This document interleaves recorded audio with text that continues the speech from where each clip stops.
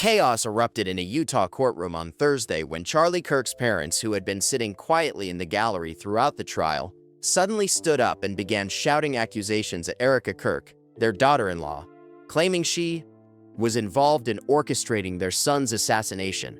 The confrontation escalated when Kirk's mother attempted to approach Erika's seat while screaming that she had proof Erika had been communicating with Tyler Robinson before the trial shooting, allegedly providing him with Charlie's security details and schedule.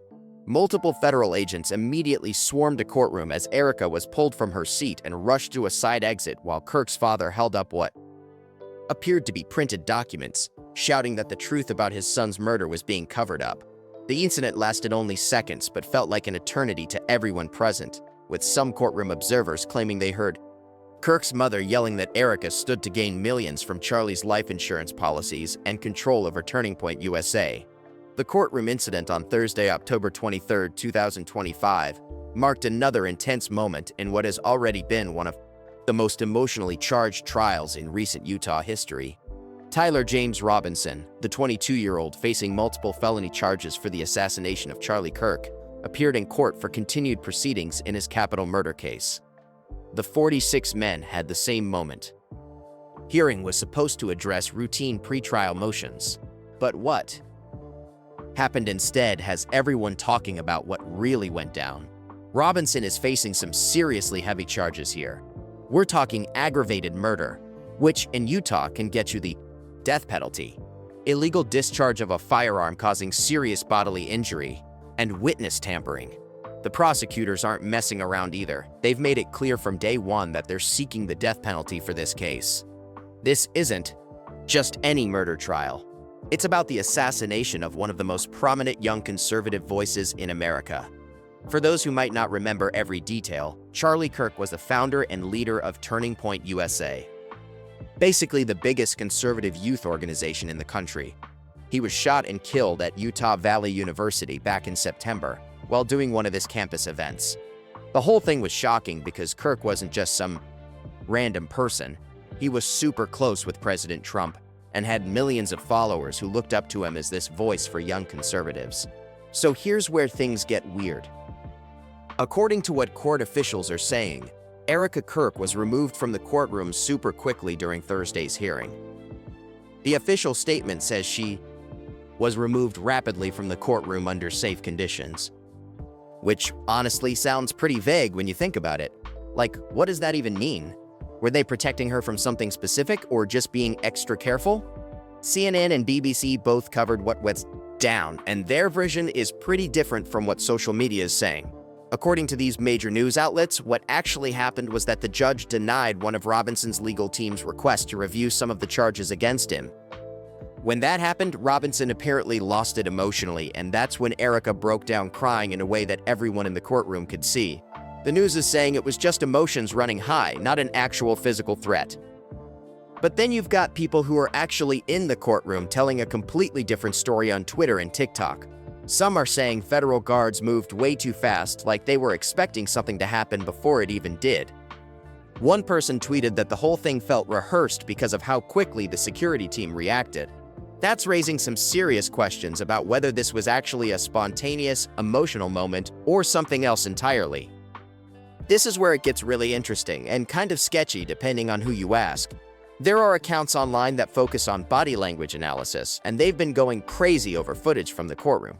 These analysts are pointing out that Erika looked way too calm and composed for someone who was supposedly in danger.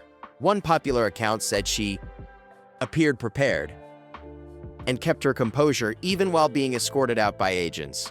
Think about it for a second.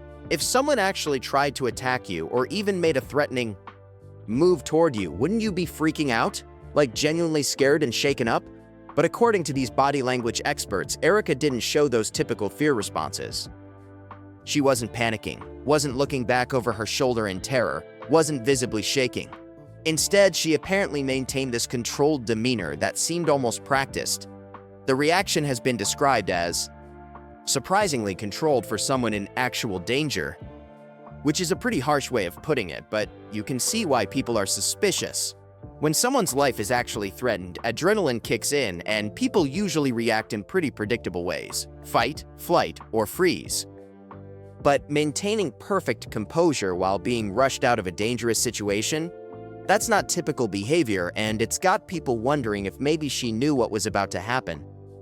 Some people online are going even further and saying the whole thing might have been set up to make Robinson look even worse to potential jurors. Like, if word gets out that he tried to attack the victim's widow in court, that's gonna make him look absolutely terrible when it comes time for jury selection. It adds this whole other layer to the prosecution's case that he's violent and dangerous and deserves the death penalty. Now, to be fair to Erika, she's not just randomly showing up to court with a basic security detail. She's been coming to these hearings with full Department of Homeland Security protection. That's not normal for most trial witnesses or family members, even in high-profile cases. The fact that she's got federal agents protecting her tells you that there have been credible threats against her life. Before this courtroom incident even happened, there were already reports of threats being made against Erika on social media. Some pretty disturbing stuff, apparently, with people making comments about how she should join her husband, or saying they know where she lives. That kind of thing is obviously taken super seriously by law enforcement, especially when it's the widow of someone who was assassinated for political reasons. The Department of Homeland Security doesn't just assign protection details to anyone. You've got to have legitimate, verified threats against your life for them to dedicate federal resources to keeping you safe. So whatever threats were being made against Erika were serious enough that the government decided she needed the same level of protection that they give to important political figures and witnesses in major terrorism cases. This context is important because it explains why security was so tight in the courtroom in the first place. The federal agents weren't just there for show, they were actively protecting someone who has received death threats from people who support the person on trial. When you look at it that way, maybe their quick reaction wasn't because they knew something was going to happen, but because they were trained and prepared for any possibility. From a legal strategy perspective, if you're Tyler Robinson's defense team, this incident is either a complete disaster or potentially something you can use. It depends on how you spin it. On one hand, if your client actually did try to lunge at the victim's widow in open court, that makes your job of defending him about 1,000,000 times harder. No jury is going to have sympathy for someone who threatens a widow in court. But on the other hand, if the defense can somehow argue that the whole thing was blown out of proportion or even staged to prejudice potential jurors against their client, that could be grounds for mistrial or change of venue. They could argue that their client can't get a fair trial in Utah anymore because everyone's seen these reports about him supposedly attacking Erika Kirk in court, even if that's not actually what happened. The defense is already dealing with an uphill battle here.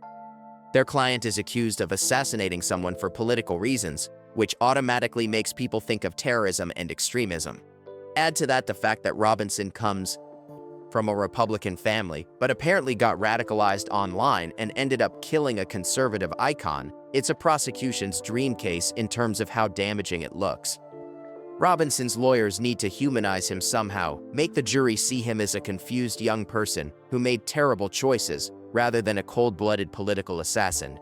Any incident that makes him look violent or threatening in court works directly against that strategy. So if this courtroom drama was real, it's a huge setback for the defense. If it wasn't real and they can prove that, it might be their only shot at getting a fair shake. This whole case is happening against the backdrop of increasing political violence in America, which makes everything even more intense and complicated. Charlie Kirk's assassination wasn't the first high-profile political killing in recent years, and it probably won't be the last. We've seen attacks on politicians from both parties, we've seen violent protests turn deadly, and we've seen people get radicalized online to the point where they think violence is justified. Kirk's murder hit different though, because he wasn't a politician, he was basically a political influencer and organizer. He built Turning Point USA into this massive movement that got young people involved in conservative politics. He was killed. It sent shockwaves to the entire conservative movement because it felt like an attack on free speech and political organizing itself. That's part of why Erika has become such a prominent figure in all of this. She's not just a grieving widow. She's become a symbol for people who are worried about political violence shutting down conservative voices. Every time she appears in court, every time she gives a statement, every time something happens to her, it reinforces this narrative about the dangers that conservative figures face. Threats against her on social media aren't surprising when you think about it in those terms.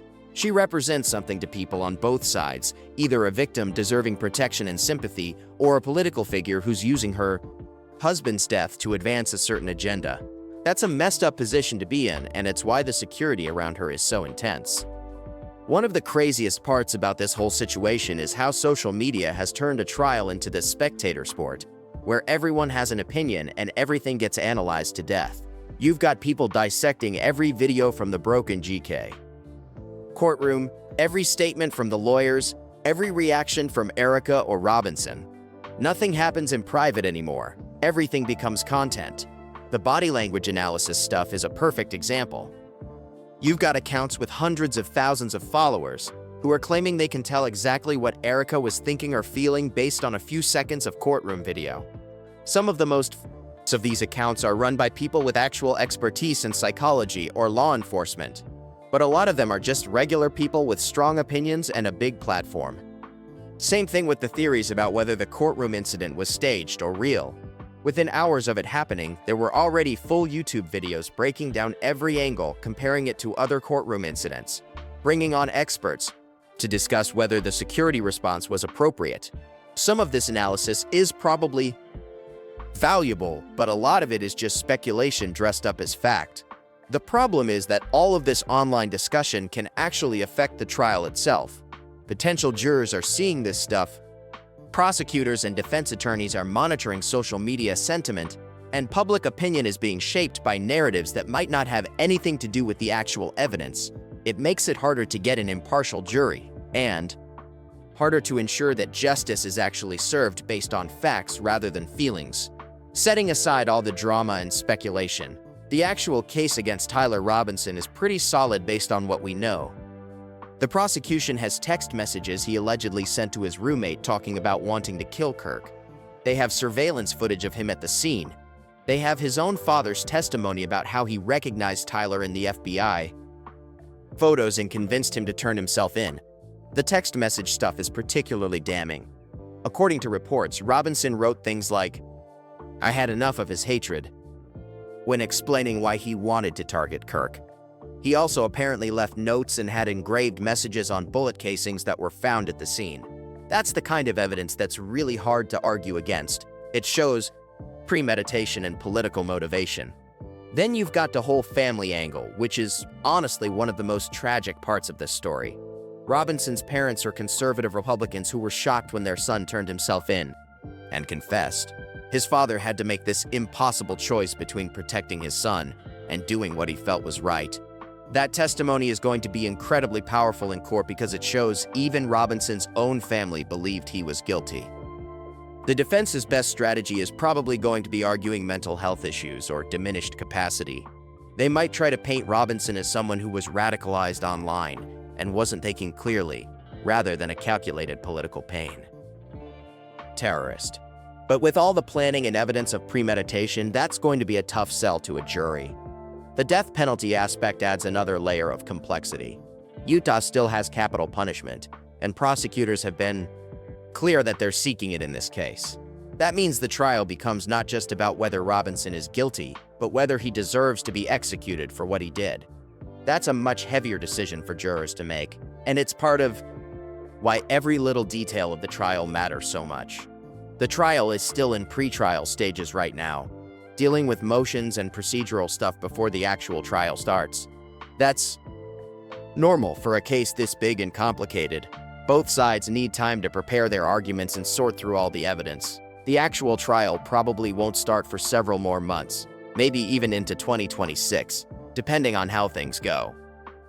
When it does go to trial, it's going to be a media circus unlike anything Utah has seen in years. National news outlets will be covering it daily. Legal analysts will be breaking down every development, and social media will be going absolutely crazy with takes and theories. The judge is going to have to work really hard to keep control of the courtroom and make Sure, the jury isn't influenced by outside noise. Jury selection alone is going to be a nightmare. Finding 12 people in Utah who haven't already formed strong opinion about this case is going to be nearly impossible. Everyone knows who Charlie Kirk was, everyone has heard about the assassination, and everyone has probably seen Erika Kirk's emotional statements about losing her husband. The defense will probably push for a change of venue, arguing that their client can't get a fair trial in Utah. One thing that's certain is that whatever happens in this trial is going to set precedents for how we handle political lead violence cases going forward. The legal arguments, the security measures, the media coverage, all of it will be studied and referenced in future cases. That's why even seemingly minor incidents like what happened with Erika in the courtroom matter so much. They become part of the official record and potentially influence how similar situations are handled down the line. The prosecution knows they have a strong case, but they also know they can't afford any mistakes. One procedural error, one piece of improperly handled evidence, one witness who contradicts themselves on the stand, any of that could give the defense an opening to create reasonable doubt or get evidence thrown out. That's why they're being so careful and why the security around Erika and other witnesses is so tight. At the end of the day, this isn't just about Tyler Robinson or even just about Charlie Kirk. It's about whether political violence is going to become normalized in America and how we as a society respond when it happens. Kirk's assassination was a line being crossed. Killing someone because you disagree with their political views isn't protest, it's terrorism. The outcome of this trial will send a message one way or another. If Robinson is convicted and sentenced to death, it tells potential copycats that political violence will be met with the harshest possible consequences. If he gets a lesser sentence, or if the trial gets derailed by procedural issues, it might embolden others who are considering violence as a form of political expression. That's why every detail matters, why every hearing draws so much attention, and why incidents like what happened with Erika Kirk become major news stories.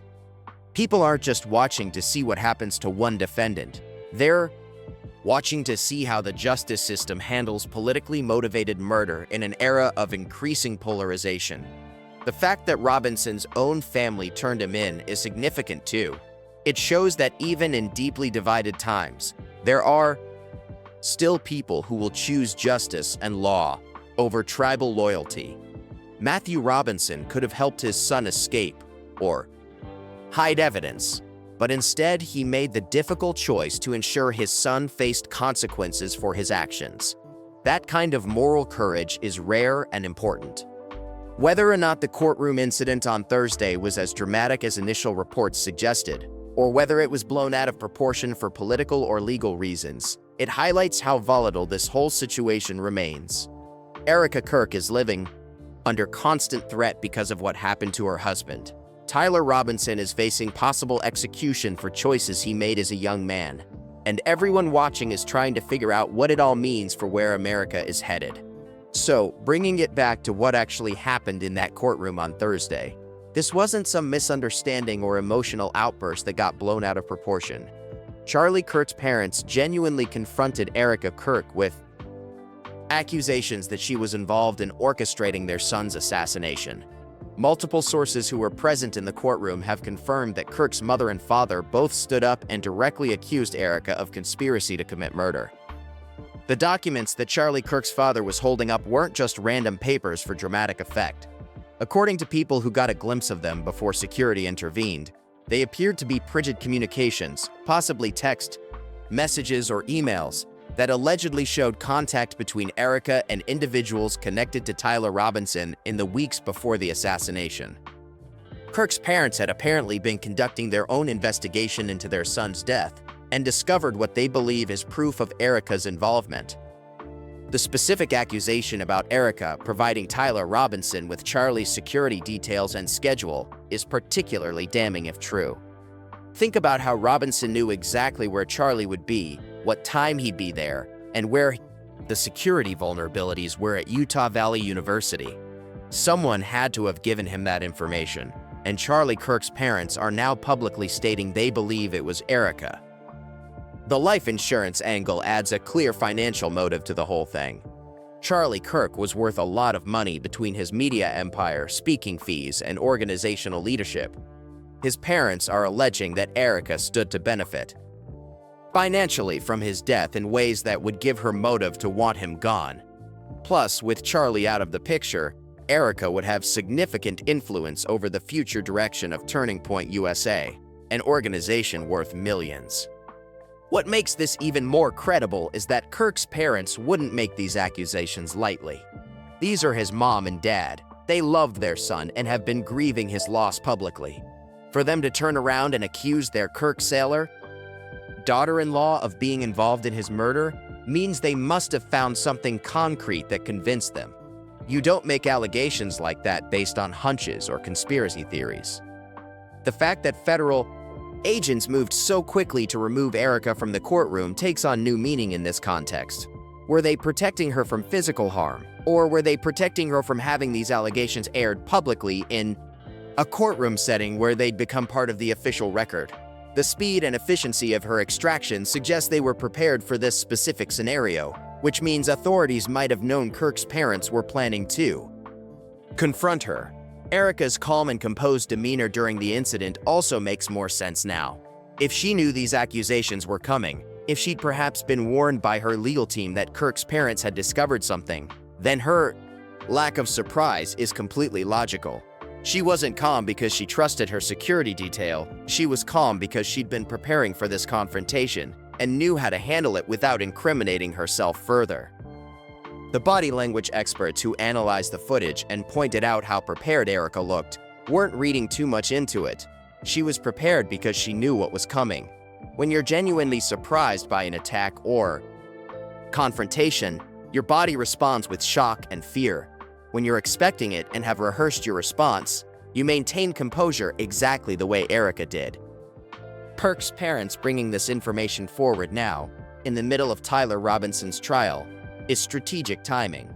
If there's evidence that Erika conspired with Robinson or facilitated the assassination in any way, it completely changes the nature of the case. Robinson wouldn't just be a lone wolf political extremist, he'd be a hired killer, or a manipulated pawn in a larger conspiracy. The allegations about Erika communicating with Robinson before the shooting would be easy enough to verify through phone records, social media direct messages, or email logs. If Kirk's parents have proof of such communications, prosecutors would have to investigate whether there was a conspiracy beyond just Robinson acting alone. That could lead to additional charges against Erika and potentially others who were involved. What's most telling is how authorities and Erika's legal team have responded to these accusations. Instead of immediately issuing denials or calling Kirk's parents grief-stricken and delusional, there's been relative silence. That silence speaks volumes. If the accusations were baseless, you'd expect swift and forceful rejections. The measured, cautious response suggests there might be something to investigate. The control Erika would gain over Turning Point USA is a massive factor that can't be ignored. Charlie Kirk built that organization from the ground up, but after his death, someone has to take the reins of a multi-million-dollar political movement.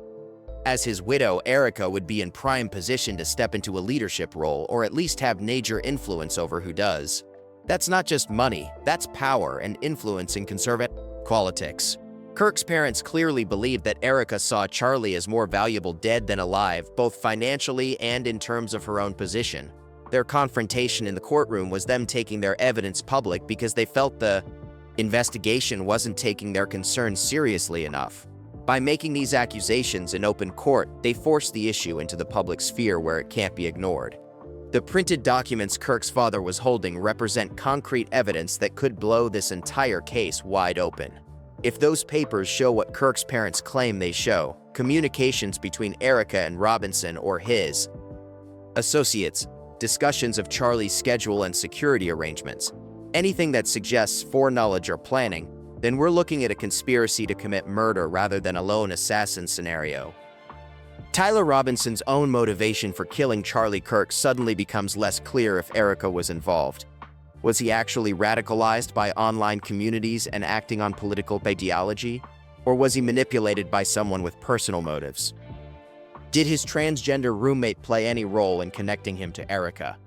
The whole narrative of the case shifts if there's evidence of conspiracy. What Kirk's parents did in that courtroom was incredibly brave when you think about it. They're going up against federal authorities, powerful legal teams, and potentially a conspiracy that goes deeper than anyone realized. They're risking defamation lawsuits and public backlash to get the truth out about their son's murder. That's not the behavior of people chasing conspiracy theories. That's the behavior of people who have evidence and feel they have no other choice. The way this all went down proves that even in our justice system, sometimes the truth only comes out when family members refuse to stay quiet. Kirk's parents could have sat through the trial silently, watching Tyler Robinson get convicted and sentenced while questions about Erika's involvement remained buried. Instead, they stood up in that courtroom and forced everyone to confront the possibility that the official narrative of Charlie Kirk's assassination is incomplete at best and a deliberate cover-up at worst. So yeah, what happened in that Utah courtroom on Thursday wasn't theater or a misunderstanding. It was Charlie Kirk.